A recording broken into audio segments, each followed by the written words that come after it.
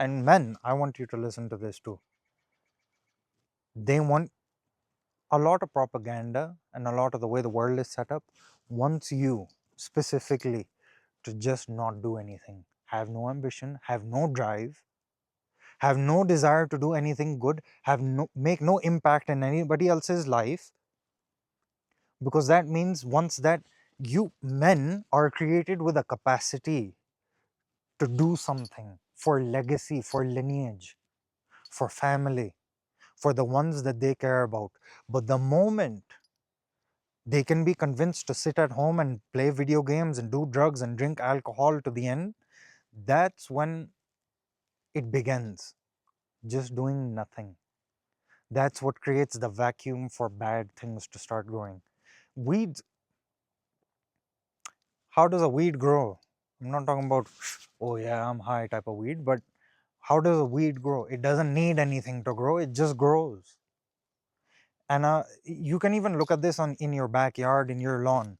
Among the grass, how much weed grows? Does it have to be told to grow? No, it just grows. It just does. That's just the way weed is.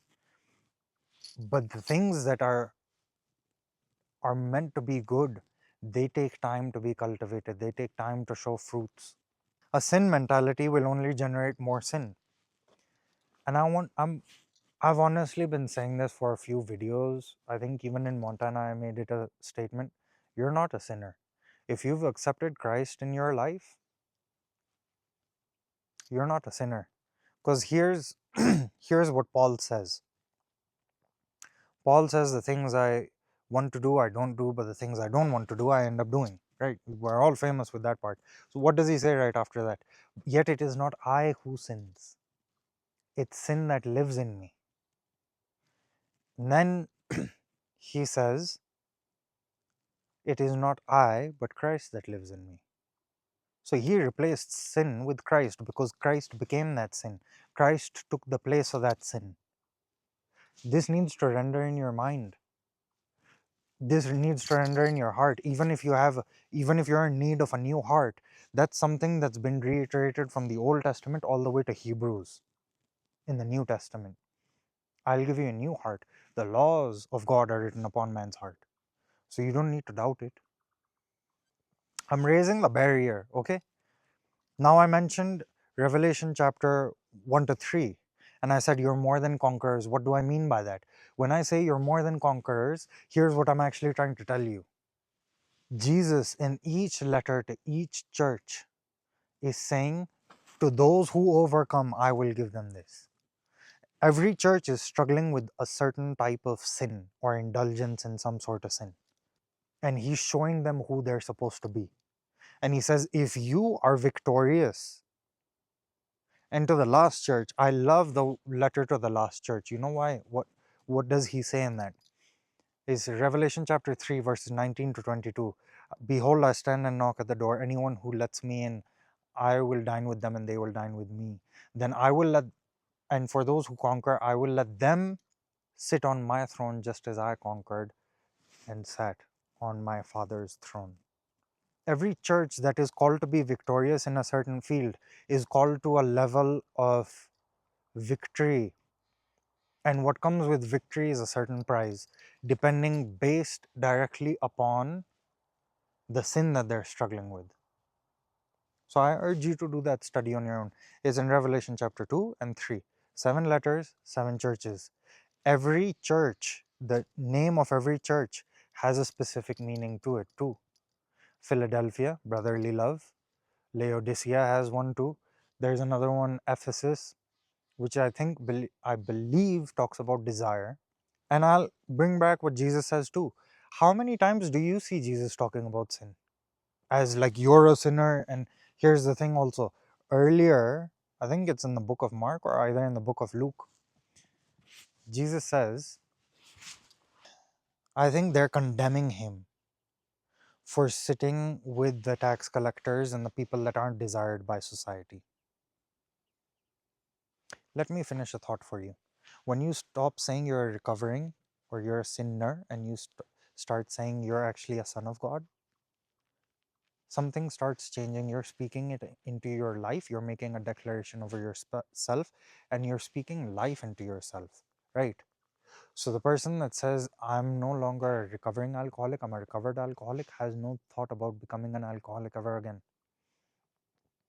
Why? Because he believes in the finished work of Christ. You're immersing yourself into the finished work of Christ, and it's like a business. Now that you have the business and it's finished being set up, all you have to do is scale it.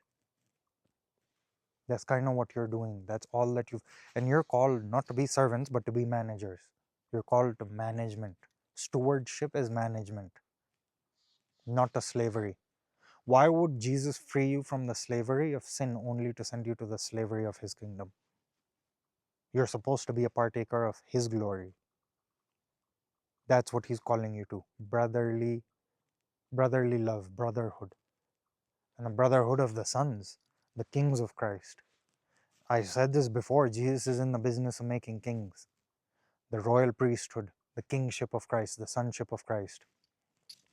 Now back to this, they're feasting with tax collectors and whatnot.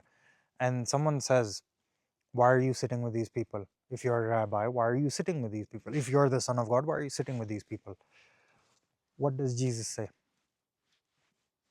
A lot of people will bring up the comment, oh yeah, it's only the sick that need the doctor, right? Not the people that are perfectly fine and in a good bill of health. It's not those people that need Christ, or sorry, the doctor. It's the sick people. You know what he says?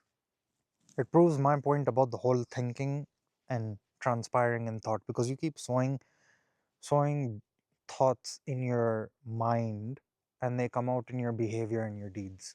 Because the longer you think about it, the more you convict yourself of it, the more you convince yourself of it, the more you start becoming it. Because that's where your focus is. Rather than focusing on the new life God gave you, the glory of God you're supposed to partake in through every moment that you're breathing and alive, you're focused on miserable, pathetic things like sin. Is that how you thank God with your new life? Here's what Jesus says. He says, I'm not here for those who call themselves righteous. I'm here for those people that know they are sinners, to call them to repentance. Now, there's two types of repentance, but in that verse, the word repentance, the paying penance again, is kind of a pathetic, poor attempt at that meaning. But metanoia is the word. Metanoia means changing the way you think.